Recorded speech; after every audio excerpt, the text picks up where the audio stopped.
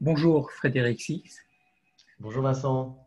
C'est un très grand plaisir pour moi de te recevoir aujourd'hui comme invité et je te remercie d'accorder ce temps à cet entretien.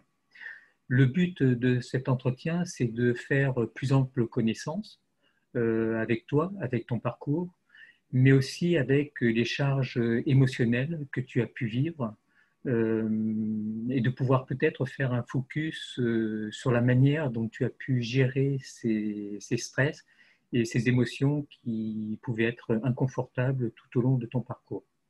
Ok, on Donc, y va. Merci de dans- m'accueillir en tout cas. merci à toi. Je vais te présenter. Donc, ton premier choix, ça a été, a priori, dans ta carrière, ça a été un choix de passion. Tu as été danseur professionnel jusqu'à 33 ans au Ballet Jazz de Montréal, je crois. Oui, entre autres, ouais, tout à fait. Ouais. Avec une carrière internationale, un haut niveau en France, en Angleterre et au Canada. Et en 2003, suite à une blessure, tu as été contraint de t'arrêter et de te reconvertir. En, Absolument. 2000 en 2004, tu crées ton enseigne avec deux commerces de coaching sportif. Ton entreprise connaît un succès dans les 4 années qui suivent. Et en 2008, il y a une crise qui est présente et tu dois faire face à cette crise. Et en 2010, tu as une nouvelle opportunité qui s'offre à toi. On te présente des produits innovants, différents, qui pour toi tiennent leurs promesses. Et rapidement, tu te décides d'en faire leur promotion. Et c'est quelque chose qui marche et qui marche plutôt bien. Grâce à ces produits, tu réussis à développer un chiffre d'affaires complémentaire à tes commerces. Et c'est à ce moment-là que tu réalises ce qui est en train de se passer et que tu décides d'approfondir le business model qui se cache derrière la vente de produits et tu découvres la puissance du marketing de réseau avec la possibilité de construire ton propre réseau de distribution en France et à l'international. Et en 2013, ton développement est tel que tu peux te permettre d'arrêter un de tes commerces. Et puis en 2015, je crois que tu arrêtes ton deuxième commerce. Et qu'actuellement, ton activité de marketing de réseau est devenue ton unique source de revenus. Voilà. Est-ce que tu Bien. peux ajouter quelque chose à ça, à ce Non, que écoute, c'est un très bon résumé, tout à fait, de mes différents parcours professionnels. Effectivement, c'est effectivement devenu aujourd'hui mon plan A. J'ai également aussi un plan B à côté puisque je développe aujourd'hui aussi, je crée des formations, je vends des formations. En fait, mon marketing de réseau m'a amené aussi à me développer dans tout ça. Mais effectivement, très juste, bien, bien résumé. Très bien, mais merci beaucoup. Et en fait, c'est ce parcours qui m'a intéressé parce que tu pars d'un sportif de haut niveau et puis tu pars dans quelque chose qui est totalement différent. Et donc, il y avait un intérêt à ça. Je voulais rappeler qu'on pouvait te retrouver sur Facebook. Tu as une page Facebook, un compte J'ai une Facebook. page pro Facebook, tout à fait, c'est là où je suis le plus. Bon, je suis un peu sur mon profil, mais je Tu suis as une page, principalement sur ma page. tu as une page link aussi, LinkedIn, je crois. Ouais, non, je ne suis pas vraiment. Je peux pas être partout. En tout cas, je ne me suis pas encore organisé pour être partout. Je préfère être dans un endroit et d'y être bien et de Ok. me concentrer dessus. Donc, je suis principalement sur ma page Facebook. Et je commence à développer un peu la page YouTube, mais voilà, c'est surtout D'accord. Facebook. Et mon blog, frédéricsix.com. Ouais. Voilà, je vais en parler. Ok, très bien. La première question qui me vient, est-ce que tu as une mission de vie? Est-ce que Alors tu oui, as trouvé une mission de vie? Parce qu'avec tout ce parcours-là, en fait, c'est la question qu'on peut se demander. alors, je pense que sa mission de vie, d'abord, elle évolue au travers de sa vie. Quand j'étais jeune, je crois que j'ai pris conscience très tôt qu'un jour tout allait s'arrêter et qu'il D'accord. fallait, et donc la vie était quelque chose de très précieux et qu'il fallait vivre la vie de ses rêves. Et très jeune, en fait, mon mantra, c'était de me construire une vie extraordinaire parce que l'ordinaire ne me faisait pas du tout envie. J'avais pas du tout envie de faire comme ce que la plupart de mes amis à l'école allaient faire, de suivre des études pendant je ne sais pas combien d'années, voilà, dans un domaine qui ne me plaisait pas forcément, où je n'étais pas certain que c'était vraiment le domaine qui allait me coller à la peau, pour ensuite me retrouver salarié quelque part. Voilà, je crois que très jeune, j'ai compris que je ne voulais pas ça. Donc, il fallait absolument que je fasse quelque chose qui me passionne. Mhm. Pour tout te dire, en fait, j'ai commencé par le graphisme, le dessin. Et D'accord. c'est à l'âge de 19 ans que j'ai décidé de faire de la danse. Un pari un peu fou, puisqu'à cet âge-là, normalement, on ne démarre pas la danse. On est professionnel déjà. Mais j'ai travaillé très dur pendant 3 ans pour atteindre le niveau. Et donc voilà, donc ça a été, je dirais, ma mission. Ma première mission, c'était de vivre de ma passion, de vivre d'une passion. Et puis bah, après, cette mission, elle a évolué avec le temps. Ensuite, je suis devenu quand même père de famille, voilà, avec 2 enfants. Et lorsque j'ai eu un accident du dos, bah, c'était d'abord de rebondir rapidement. Et puis après, bah, donc, je suis devenu entrepreneur. J'étais au service des gens, donc on coachait les gens. Donc ça, je me sentais utile, c'est vrai, à la société. Je me sentais, voilà, tous les jours, j'accompagnais les gens à être mieux dans leur peau, mieux dans leur corps. J'avais des salariés, donc j'étais assez fier d'avoir monté une entreprise en partant de rien et sans avoir fait d'école, de tout ça, voilà. Et puis après, en fait, aujourd'hui, ma mission a évolué, elle a changé grâce au marketing de réseau, grâce à mon développement. Et aujourd'hui, vraiment, ma mission, c'est d'aider et d'accompagner des entrepreneurs et des personnes qui sont aussi dans mon business, dans mon marketing de réseau, de les accompagner à avoir plus de succès, parce que tout le monde rêve de succès, mais il n'est pas toujours évident à atteindre, et aussi les aider à se construire en fait la vie dont ils rêvent. Voilà, donc D'accord. ça, je dirais que c'est ma mission, voilà, de vie pour le moment. Peut-être qu'elle évoluera. Il évolue au cours de la vie, ça c'est un fait. Et la deuxième question en fait qui vient quand on voit ce parcours, c'est où on va chercher cette énergie pour rebondir, repartir, avoir c'est une première difficulté, rebondir, avoir le succès, une deuxième difficulté, puis rebondir et puis se retrouver leader dans un domaine dans lequel au départ tu devais sûrement pas penser à ça avec les nouvelles technologies en plus qui sont arrivées. Alors, c'est une question très intéressante parce que c'est vrai que ma vie a été faite de succès, d'échecs, de rebonds, à nouveau de succès, puis de difficultés, de rebonds. Donc voilà, la vie n'est pas un long fleuve tranquille, hein. La vie, c'est les montagnes russes. Mais je crois que ce qui est très important, ce qui m'a permis de m'aider à me rebâtir, c'est la confiance en moi que j'ai appris à développer. Je pense que le premier parcours que j'ai eu de danseur professionnel, où vraiment je suis allé chercher au fond de moi mes capacités, je me suis réellement dépassé. C'est pour ça que le sport, notamment, est une école de la vie extraordinaire. Enfin, le sport, l'art, la danse, où on va en tout cas des domaines dans lesquels on va aller chercher au plus profond de soi ses capacités, son plein potentiel. Ça m'a aidé à acquérir une confiance en moi. Alors, on n'a pas toujours une pleine confiance en soi, hein, surtout quand on se dirige vers un nouveau domaine. Et quand j'ai eu des difficultés, bon, d'abord, parfois, on est face à une situation où on n'a pas le choix. On n'a pas d'autre choix que de rebondir. Moi, je dis souvent que dans la vie, on avance, on recule, mais le sur place, ça n'existe pas. En tout cas, si on cherche à rester sur place, on va reculer, quoi. Donc, ben, en fait, à chaque fois que je me suis retrouvé dans des moments difficiles, il faut prendre aussi le temps de se poser, de la réflexion. Donc ça, c'est quelque chose que j'aime faire. Il y a un côté de moi qui est parfois assez solitaire et qui a besoin de réfléchir à sa vie. J'ai besoin de me projeter.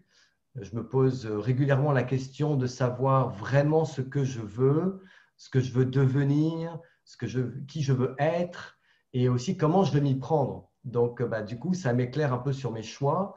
Je pense aussi qu'il faut rester dans les moments de difficulté. Je pense notamment à la période où, en 2010, après 2 années de crise économique majeure, j'étais réellement en difficulté avec mes entreprises. Et à ce moment-là, en fait, mes antennes d'entrepreneurs qui s'étaient rabattues sont ressorties, se sont remis en alerte.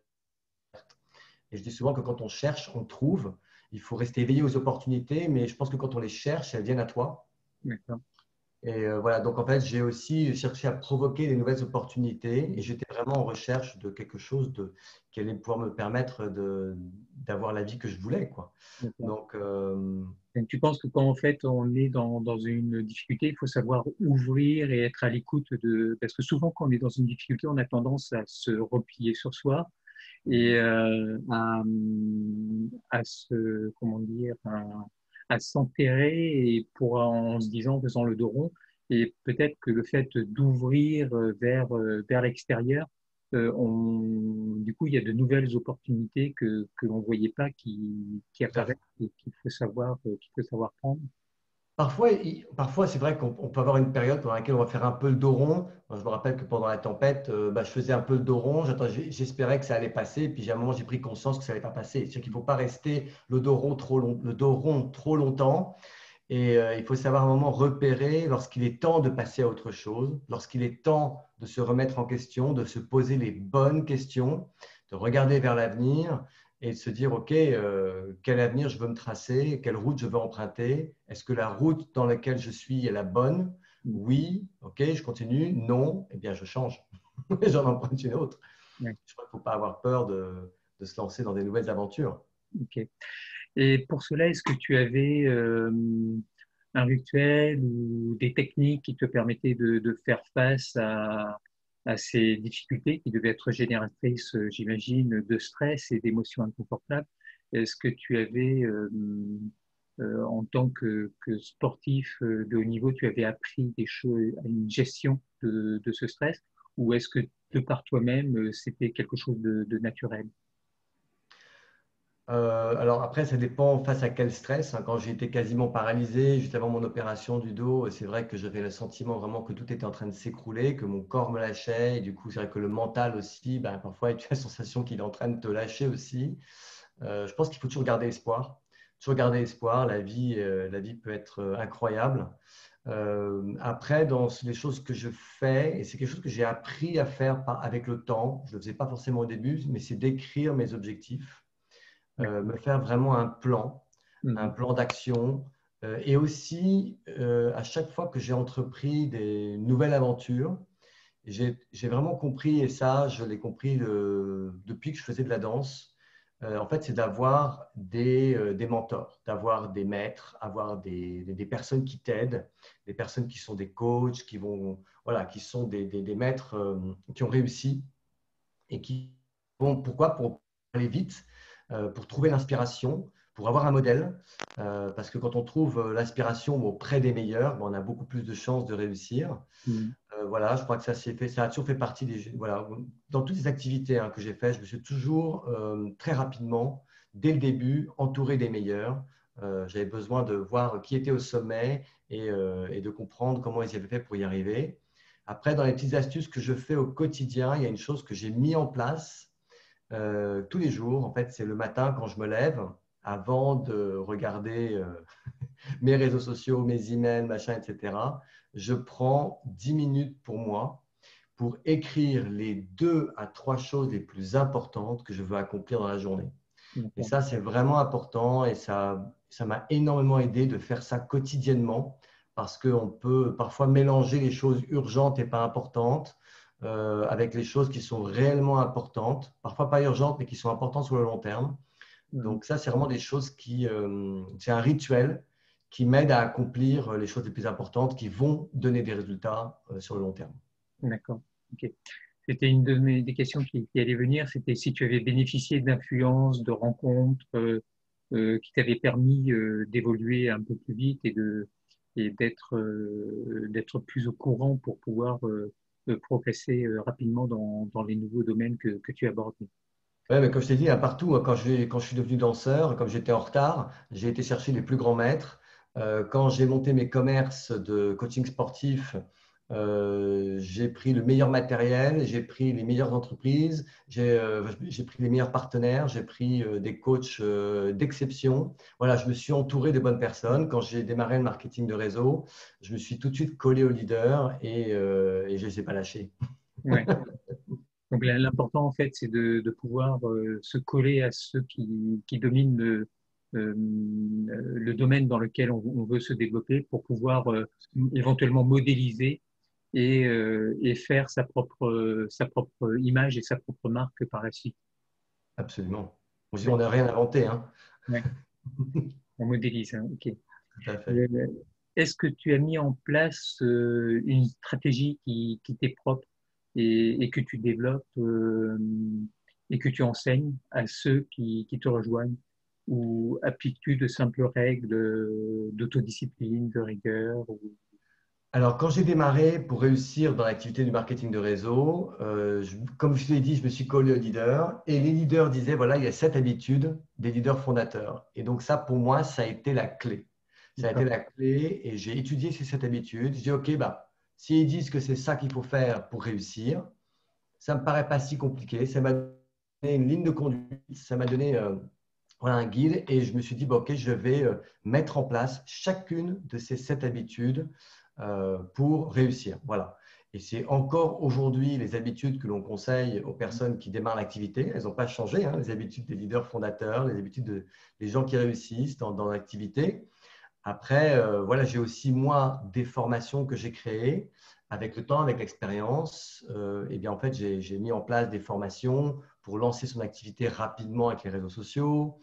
J'ai mis en place aussi des formations pour aider les gens à franchir le cap de faire des vidéos live Oui. parce que je sais que c'est quelque chose qui terrorise beaucoup de gens et Dieu sait pourtant que c'est extrêmement puissant. Moi, je dis souvent que là où ça vous fait le plus peur, c'est là où il faut aller. C'est justement là où il faut aller. Donc voilà, je me suis passionné pour ça parce que je sais à quel point ça peut être puissant pour les gens. Donc voilà, aujourd'hui, je me spécialise un petit peu dans ça aussi. D'accord. Parce que ça, c'est une grosse sortie de zone de confort de faire des Énorme. vidéos live. Énorme et je le sais d'autant plus que moi, je fais partie des gens qui ont un trac fou. Voilà, j'avais un trac monumental quand il fallait que j'aille sur scène et que je danse. J'ai Mhm. appris à le maîtriser avec l'expérience. J'ai eu un trac, mais encore pire, je crois, le jour où il a fallu que je prenne la parole en public, même devant une petite audience. Je crois que c'était pire encore que de danser. Ça a été un combat voilà, que j'ai appris à maîtriser. Aujourd'hui, bon, bah, j'ai réussi à passer le cap de ce trac paralysant. Mhm. Et j'y prends même plaisir maintenant voilà, à me mettre en vidéo ou à être sur scène. Et donc, je sais très bien ce que c'est. On dit souvent que la peur de parler en public est, je crois, la deuxième plus grande peur après la peur de la mort. Donc, c'est justement voilà, un sujet qui me passionne. Est-ce que tu penses que le fait de répéter ces vidéos live ou ces petites vidéos que l'on peut faire, mettre sur YouTube ou sur d'autres ou sur Facebook, le fait de le faire régulièrement, même si c'est imparfait ou complètement imparfait au départ, ne peut que nous amener à un moment à aimer ça. Et du coup, on devient de plus, on est perfectible et du coup, on devient de plus en plus performant dans nos vidéos. Absolument. Mais alors, Oui. en fait, tu as tout dit. C'est que au début, on a un trac fou. Au début, on n'aime pas forcément ça. On a envie que ça se termine vite. Et puis, en fait, ce qui est incroyable, c'est que ça devient presque, entre guillemets, une drogue, c'est-à-dire addictif. Ouais. Au bout d'un moment, parce qu'en fait, on développe son potentiel. Le jour où on se sent plus à l'aise pour prendre la parole en public, on réalise qu'on a en fait un Hmm. pouvoir sur les gens, mais un pouvoir, il peut être positif, il peut être négatif, ça dépend ce qu'on dit, ça dépend ce qu'on fait. Mais ça veut dire qu'on a vraiment un pouvoir d'influencer positivement la vie des autres. Et à partir de là, on se dit, en fait, je me dois presque de le faire. Donc, c'est assez amusant. Et plus on le fait, plus on y prend plaisir, plus on maîtrise. Voilà, on maîtrise et on progresse en le faisant. On ne peut pas être bon au départ. Enfin, c'est très rare. Il y a quelques personnes qui arrivent à être bons dès le début, voilà, parce qu'ils sont à l'aise, parce que c'est dans leur nature. Mais je dirais même qu'avoir un parcours difficile au début, quand on fait des lives, c'est inspirant pour les gens. Et quand bien même on a l'impression soi-même d'avoir été épouvantable, on est toujours quand même inspirant pour ceux qui n'en font pas, parce que les personnes vous voient comme une autorité. Le fait de faire des vidéos, le fait de se mettre en live est une forme d'autorité face à 99% des gens qui n'en font pas et qui restent toujours spectateurs. Voilà. Le fait de monter sur scène, on va dire, c'est toujours… voilà. Bon, après, il ne faut pas non plus faire n'importe quoi. Ça s'apprend. Pour s'améliorer, il faut aussi se former, observer ce que font les autres. Moi, j'ai beaucoup travaillé par l'observation des autres. Mhm. D'ailleurs, il n'y avait pas de formation et c'est pour ça d'ailleurs que moi-même, j'ai créé une formation sur les vidéos live. D'accord. Ok. J'ai pour habitude de demander à mes invités une question pour l'invité suivant. Donc, mon dernier invité était le docteur Édith Perrault, qui a mis, comme je t'ai dit, qui a mis au point les techniques d'optimisation de potentiel pour les unités de combat. Et sa question était comment as-tu fait le transfert de sport de haut niveau à l'entrepreneuriat. Comment s'est réalisée cette transversalité et peux-tu nous donner des points clés de cet accomplissement? En fait, c'est intéressant, mais l'entrepreneuriat, j'ai envie de dire, c'est un vrai sport, hein. Ouais. Quand même, c'est un sport de combat. Et la danse à haut niveau m'a vraiment apporté la discipline, m'a apporté le goût de l'effort en premier et la récompense après. Parce que c'est quelque chose de très particulier quand on est entrepreneur, à l'inverse bon, du modèle, je dirais, salarial, où on travaille et on sait que pour les heures que l'on vient d'effectuer, on va être payé à la fin du mois. Mm. Donc, il y a cette carotte est proche, voilà, on peut la voir. Alors que l'entrepreneur, quand il se lance, il sait qu'il va devoir travailler beaucoup sans avoir la certitude de gagner au bout. Voilà, donc le goût de l'effort en premier et la récompense après, ça je l'avais appris par mes années de travail dans la danse, par le sport, on va dire, hein. Et puis ben, j'ai découvert aussi qu'on finit jamais d'exploiter son potentiel et que quand vraiment on veut, ben, on peut. Voilà, j'ai envie de dire, la vie, c'est. Je me dis, voilà, j'espère que avant de mourir, je me dirais, voilà, j'ai donné le maximum. J'ai en tout cas cherché à donner le maximum de moi-même, à exploiter mon plein potentiel. Et je pense que je ne suis même pas encore arrivé. D'accord. Et penses-tu que l'avenir est au web marketing ou au développement des accompagnements via des plateformes? Il y a beaucoup de plateformes qui se sont développées ces derniers temps. Euh, Oui.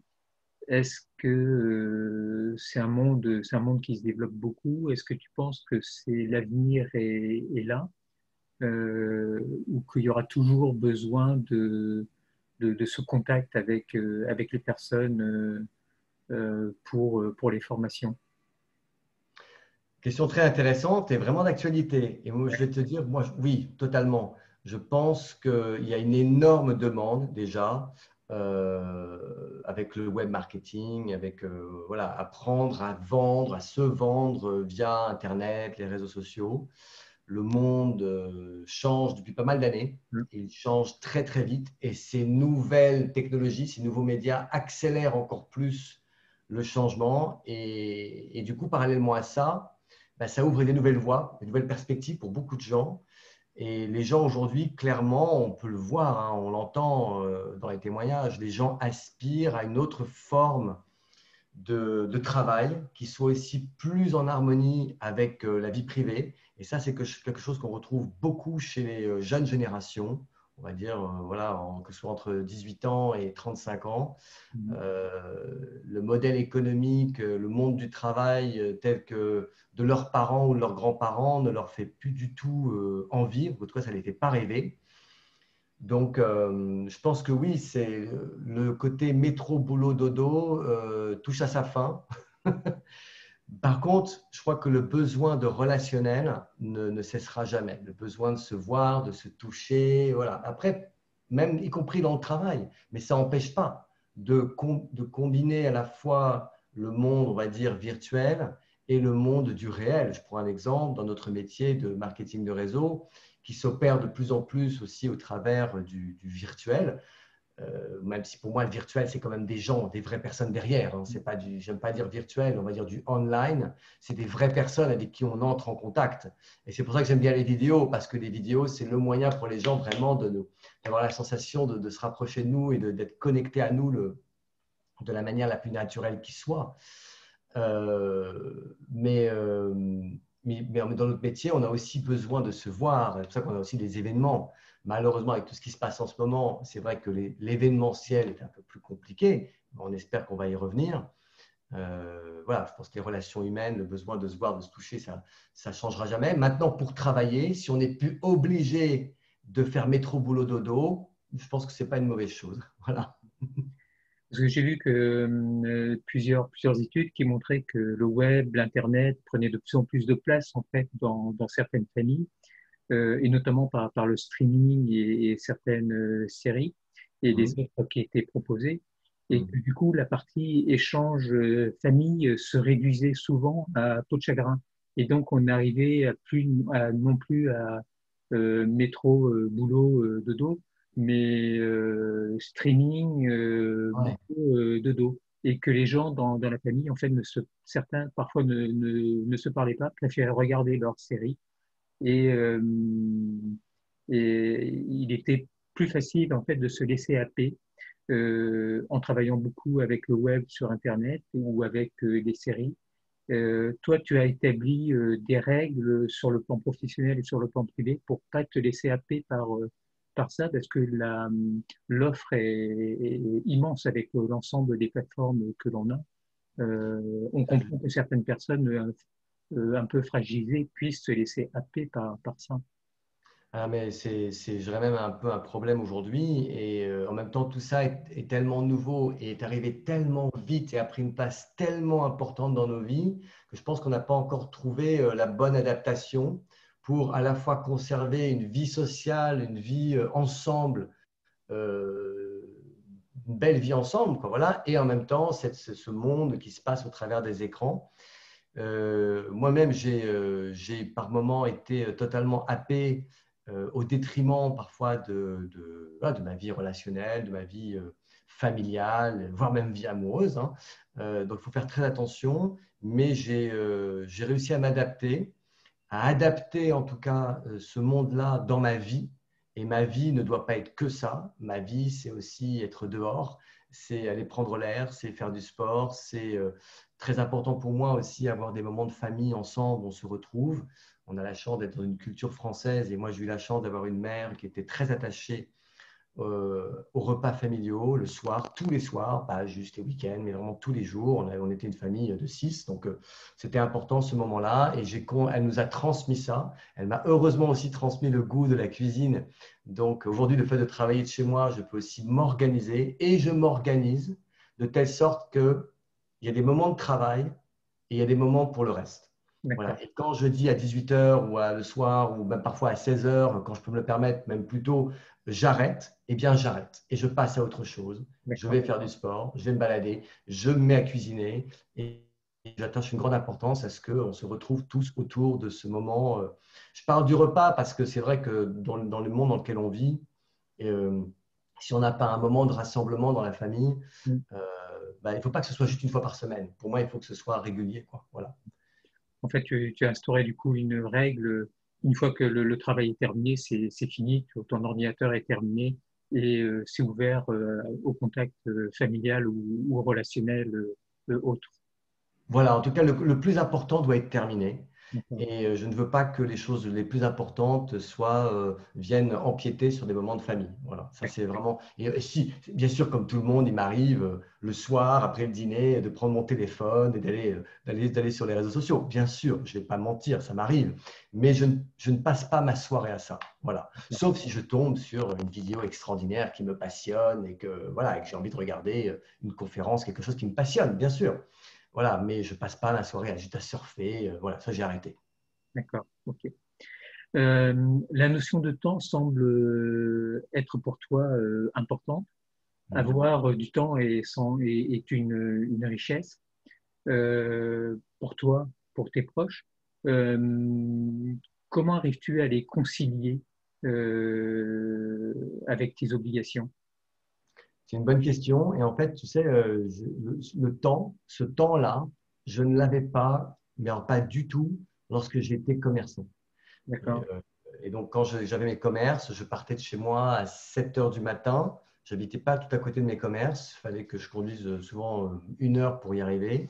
Et je repartais jamais le soir avant 21 h, parce que je fermais à 21 h, ce qui Mm. fait que j'arrivais rarement chez moi avant 10 h du soir. Et j'ai fait ça pendant 12 ans de ma vie. Et donc, je sais vraiment ce que c'est que de consacrer toute sa vie au travail, de perdre sa vie à tenter de la gagner et de voir en fait, ses enfants grandir sans vraiment les voir grandir et du coup se sentir coupable de ça. Donc, c'est vrai qu'à un moment, j'ai dit stop, je ne veux plus de cette vie-là, je ne veux pas vieillir et me retrouver un jour avec tous les cheveux blancs, me disant mais merde, qu'est-ce que j'ai fait? J'ai pas pris de temps avec mes enfants. Bon. Et donc, c'est pour ça d'ailleurs que j'ai décidé de me lancer à fond dans le marketing de réseau, parce que pour moi, la promesse au bout, c'était que si je réussissais, je pourrais mener une vie comme je l'entends. Mm. Ça ne veut pas dire une vie où on ne travaille plus, mais c'est-à-dire une vie où on peut devenir maître aussi de son temps Et l'argent, c'est bien, mais l'argent sans le temps, ça vaut pas grand-chose. Mais quand on a de l'argent et le temps, alors on a une richesse incroyable. Donc aujourd'hui, c'est vrai que je peux travailler de chez moi, je peux prendre du temps. Si je décide de ne pas travailler demain, je ne travaille pas demain. Voilà, je suis maître de mon temps. D'accord. Très précieux. Super, c'est bien ça. C'est super. Si tu avais un conseil à donner à un débutant, ce serait quoi? Un débutant dans quoi? Un débutant. Dans le marketing, le web marketing, par exemple, qui veut se lancer. C'est une bonne question. Je dirais de suivre les conseils de ceux qui ont réussi. D'accord. J'en reviens à ce que je disais tout à l'heure, c'est-à-dire vraiment d'être très coachable. Parfois, on veut aller très vite, mais il ne faut pas non plus sauter des étapes d'apprentissage. Mhm. Voilà, donc quand on se sent dans quelque chose de nouveau, et moi je suis passé par là, notamment dans le web, j'ai 50 ans et je me suis réellement lancé sur Internet, les réseaux sociaux en 2015. Et ça a été un véritable parcours d'apprentissage, vraiment, et difficile parce qu'on n'apprend pas forcément aussi vite dans ce domaine-là à 45 ans que quand on en a 20. Donc, ça a été parfois douloureux. Et puis, c'était pas juste de me mettre sur les réseaux sociaux. C'était, par exemple, comment créer un blog, comment créer des formations. Enfin, bon, il y a tellement de choses à apprendre. Et j'ai compris que je ne pouvais pas tout apprendre du jour au lendemain. Au début, parfois, on va apprendre vite. Et donc, le conseil, c'est y aller pas à pas, mais surtout s'entourer. Ne pas faire ça tout seul dans son coin, parce que quand on veut tout faire tout seul par soi-même, on perd un temps précieux. Mhm.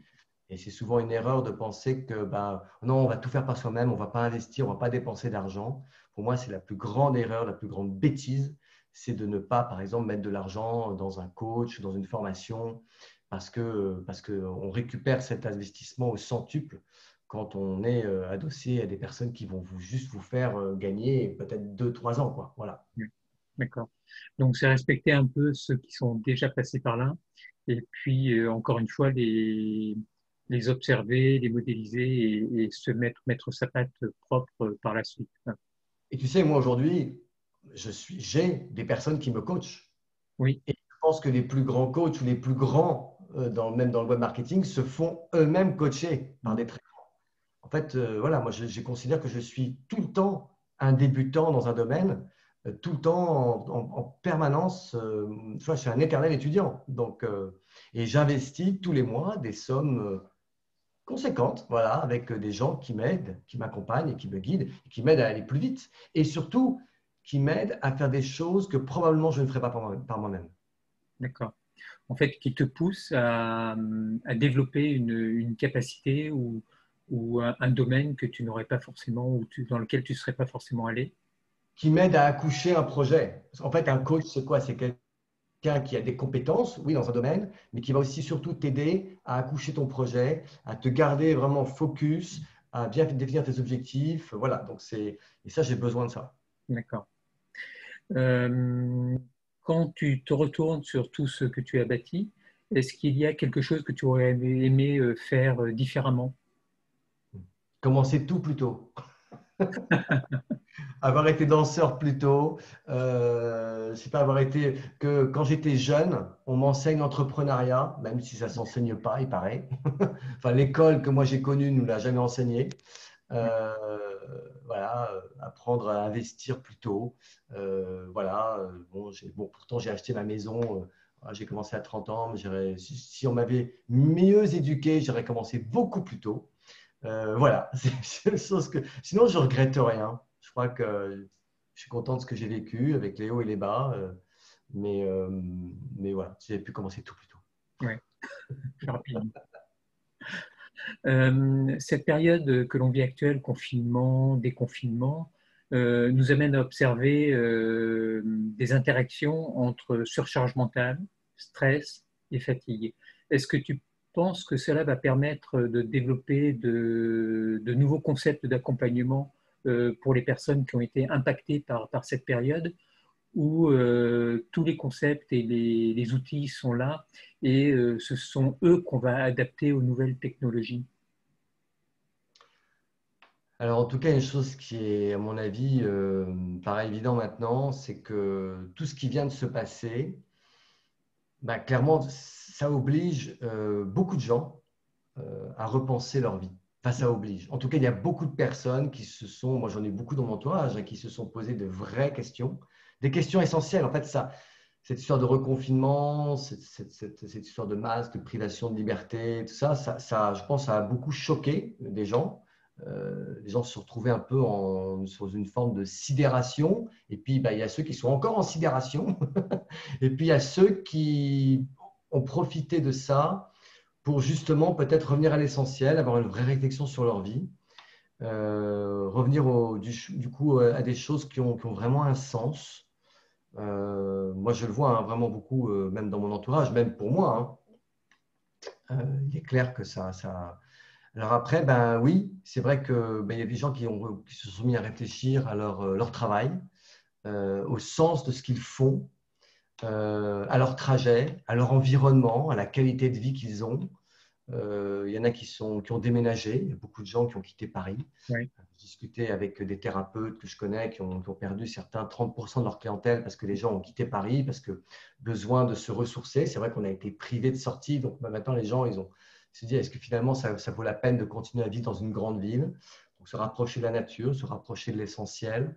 Beaucoup de personnes ont goûté ont finalement testé le travail à distance. Certains y ont pris goût, certains n'y ont pas pris goût. Et certains se sont dit, mais pourquoi pas finalement instaurer ça sur le long terme? Donc, repenser aussi ma manière de travailler, ma manière de vivre. Et c'est sûr que du coup, il va y avoir de plus en plus de choses qui vont se faire à distance. D'ailleurs, beaucoup d'entreprises réfléchissent à diminuer leur plateau, à diminuer les déplacements, à avoir moins de locaux, moins de bureaux et à faire travailler des gens de chez eux quand ils le peuvent. Donc tout ça, bien sûr, ça n'a fait en fait, je pense, que accélérer quelque chose qui était déjà en route, ok. selon moi. Ouais, d'accord.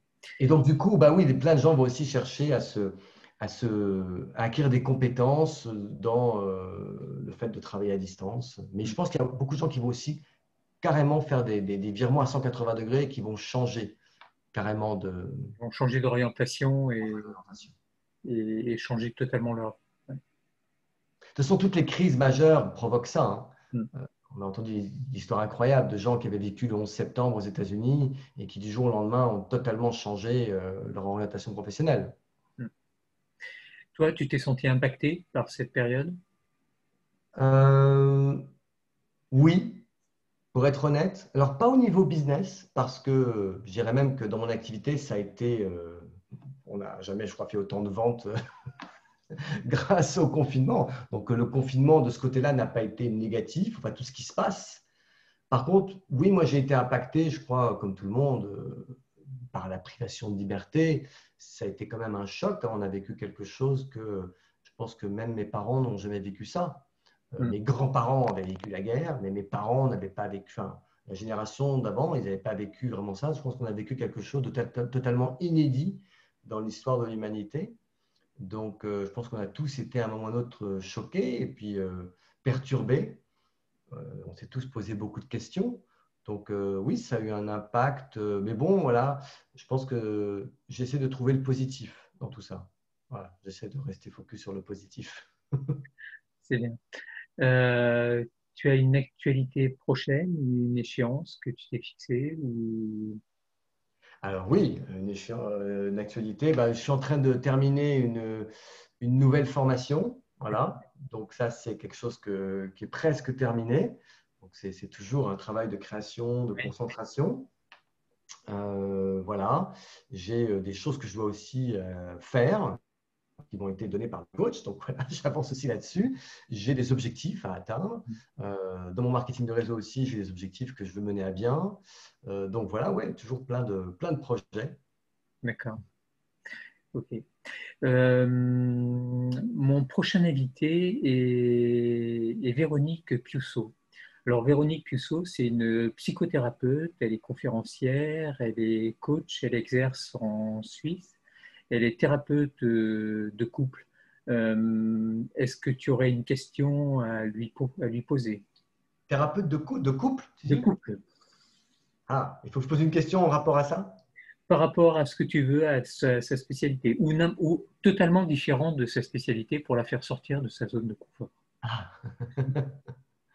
Ah, là, moi, je crois que la question que je me pose souvent, ben, qui me motive tous les jours, c'est comment réussir à exploiter son plein potentiel du côté de la lumière. Voilà, parce qu'on a tous une part de lumière, on a tous une part d'ombre, et parfois, ben, tout ça, ça s'affronte.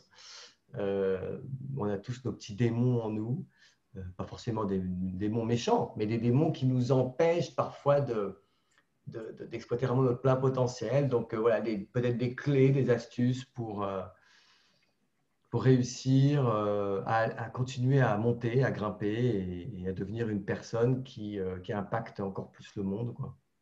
D'accord, je note. Je poserai. Peut-être une question un peu trop large, mais Non, non, mais je pense que c'est très bien, c'est parfait. super. Est-ce que tu as un rêve Un rêve. que Oh tu là as là. pour aller plus loin? Ah oui, un Bon, rêve d'aller aller plus plus loin. loin. Ah, bien sûr, oui, mon rêve, en fait, aujourd'hui, bah, c'est vrai que maintenant je suis papa. En fait, je rêve de pouvoir vraiment inspirer beaucoup, beaucoup, beaucoup plus de monde à travers bah, la vie que j'aurais vécue, à travers les parcours que j'ai eus, et puis bah, d'aider et me dire voilà, qu'à la fin de ma vie, j'aurais pu accompagner, aider beaucoup de personnes. Voilà, je pense que ça, c'est se sentir utile, en fait, hein, tout simplement. Et c'est vrai que la vie passe vite, très, très vite. Ouais. Donc, Ça peut faire partie aussi de la mission de vie, ça. ouais, ouais, puis me dire que bon, j'aurais donné le meilleur de moi-même autant que possible, voilà, puis que mes enfants soient fiers de moi et se disent, voilà, que je continue à être une source d'inspiration, même le jour où je serai plus là. Hmm. D'accord. Le web marketing, tout le monde ne sait pas ce que c'est et comprend pas très bien ce que c'est. Est-ce qu'en quelques mots, tu peux expliquer ce que ça représente? Quand on parle à certaines personnes de web marketing, ils sont, qu'est-ce que c'est que ça? En fait, si on prend les deux mots, dans web marketing, il y a web et il y a marketing. Le marketing, en fait, c'est quoi? C'est l'art de savoir vendre quelque chose. D'accord, Donc, en fait, c'est l'art de savoir vendre quelque chose en utilisant le web, d'accord. en utilisant Et- Internet, en utilisant des plateformes, des médias, Internet, un site Internet, un blog, les réseaux sociaux, etc.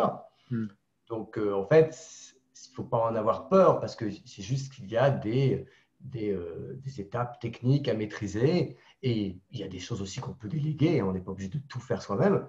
hmm, Voilà. Maintenant, je pense que c'est toujours bien de mettre la main à la pâte, de savoir, d'avoir fait soi-même pour ensuite faire aux autres. Je crois que c'est très important. D'ailleurs, c'est très vrai aussi dans mon métier de marketing de réseau. Avant de vouloir faire aux autres, il faut d'abord faire soi-même. Voilà. ouais, Donc, moi, je suis passé par des phases où j'ai appris plein de choses en web marketing. Mais le web marketing, il ne faut pas en avoir peur, hein. C'est des termes anglophones, mais c'est l'art de savoir vendre quelque chose à travers d'Internet, tout d'accord. simplement. Et Et on est-ce que, se vend soi-même parce que, je sais pas, on a des compétences à vendre, comme toi, comme moi, vendre des formations. Et c'est d'ailleurs, je pense, l'un des plus, l'un des marchés les plus puissants qu'on a devant nous, qu'on a aujourd'hui et pour, je pense, des années, voire des décennies à venir, c'est le monde de la formation. ouais, Donc, le web marketing dans le monde de la formation, on ne vient pas forcément vendre des produits physiques, mais des produits d'accompagnement, de coaching, etc. C'est vraiment un marché colossal. d'accord. Les gens ont envie justement d'apprendre à faire quelque chose. Hmm. Voilà. C'est ce que j'avais un peu constaté aussi, que le monde de la formation, en fait, sur le web était en train de se développer de manière importante et qu'on n'était qu'au début des possibilités que l'on avait. L'éducation. Ouais, Je pense même que ça ira même peut-être très très loin, au point qu'un jour, peut-être qu'on ne sera plus là, un jour l'école telle qu'on la connaît disparaîtra. Voilà, ça ira très loin. Donc, c'est incroyable. Aujourd'hui, on est dans le monde de l'information et on a accès à tellement de choses. Après, il faut faire des bons choix. Mais tous les jours, les gens vont sur Internet pour se former, pour apprendre des choses, pour apprendre à faire quelque chose et ils cherchent. Donc, bah, il y a une demande qui est juste inimaginable. ouais. Et il y a encore beaucoup de place pour tous ceux qui ont des choses à transmettre, dans quelques domaines que ce soit la cuisine, la peinture, la photographie, le web marketing, dans tous les domaines. Dans tous les Mm. domaines. D'accord, très bien. Nous arrivons à la fin de l'entretien. Est-ce que tu voudrais rajouter quelque chose après tout ce qu'on a pu dire là? Ah, écoute, je pense que le plus important, c'est de croire en soi, croire que tout est possible. Voilà, moi, c'est quelque chose qui a toujours été un de mes mantras quand j'ai démarré. Il faut vraiment croire en soi plus que tout, parce que si vous ne croyez pas en vous-même, personne n'y croira à votre place. Donc, je crois que c'est vraiment important de croire en vous. Mm. Il y a un début à tout. Voilà, au début, on est débutant, quel que soit le domaine. Euh, je vais juste répéter ce que j'ai dit. Entourez-vous des meilleurs. Allez chercher ceux qui sont bons dans un domaine. Collez-vous à eux. Apprenez d'eux. Et puis, ben, quand vous en rencontrez un, vous en rencontrez un deuxième, puis un troisième, puis un quatrième, etc., etc., etc. Et ensuite, ben, vous modélisez, voilà. Vous D'accord. vous inspirez et croyez en vous, dans votre potentiel, parce que on a tous un potentiel exceptionnel en nous. Et voilà, il faut aller le chercher, le développer. Parce on est là sur Terre pour ça, hein. On est là pour être utile et exploiter notre plein potentiel. Très bien. Ben, merci beaucoup. Merci Frédéric pour ce temps que tu nous as accordé et cet échange qui a été riche en, en échange, en enseignement. J'espère qu'il apportera autant de richesse qu'à moi, qu'à ceux qui vont l'écouter dans les prochains jours. Donc merci beaucoup pour ce temps-là. Ben, écoute, merci à toi, puis j'espère que ça Et va être utile, inspirant, je, éducatif. je pense que ça a été utile et inspirant parce que c'est un domaine où beaucoup de gens se posent des questions et ne savent pas vraiment ce que c'est. Donc de voir quelqu'un comme toi qui a rebondi et qui a développé quelque chose dans ce domaine et qui est un des leaders, c'est toujours inspirant de l'entendre, de parler de ça. Ouais. Et puis, il n'y a pas d'âge, surtout. J'espère que les gens peuvent comprendre que voilà, moi, si j'ai pu me lancer sur les réseaux sociaux à 45 ans, sans rien savoir connaître, voilà, me créer un blog à 50 ans. Et moi, je vois des gens qui créent des blogs à 60 ans, 70 ans. Il n'y a pas d'âge, en fait. L'âge, il est là-dedans, il est dans la tête, hein. Donc, voilà. Et parfois, les gens disent, ah non, mais c'est trop tard pour moi, on s'invente mille et une excuses. Allez-y, si vous avez un projet, foncez. Ouais. Et ne vous dites pas, c'est pas parce qu'il y a des jeunes à côté de vous qui vont plus vite que vous, bah, laissez-les aller plus vite, c'est pas grave. Vous irez à votre vitesse. Mais au moins, vous irez quelque part. Complètement, tout à fait. Merci beaucoup pour cet Ah, échange merci à toi, Vincent. et à très bientôt. À Cédric. bientôt.